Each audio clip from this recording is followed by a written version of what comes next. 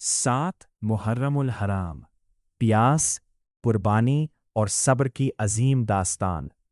सात मुहर्रमुल हराम हमें करबला की उस अजीम कुर्बानी की याद दिलाता है जो तारीख़ इस्लाम में हमेशा के लिए एक रोशन मिसाल बन गई।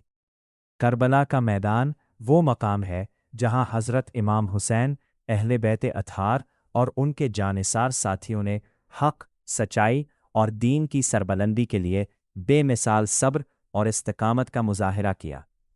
करबला की दास्तान सिर्फ एक वाक़या नहीं, बल्कि सब्र, वफ़ा, कुर्बानी और अल्लाह की रज़ा पर यकीन का अजीम पैगाम है।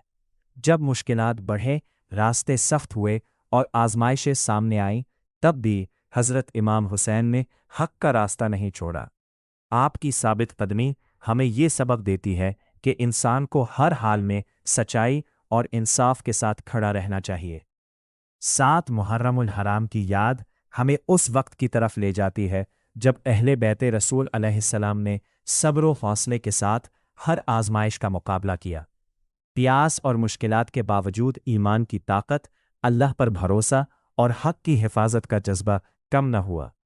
हज़रत इमाम हुसैन की कुर्बानी हमें बताती है कि अजीम मकसद के लिए दी जाने वाली कुर्बानी कभी ज़ाया नहीं जाती। करबला का पैगाम आज भी इंसानियत को सब्र, हौसले, वफादारी और जुल्म के मुकाबले में हक़ के साथ खड़े होने का दर्स देता है।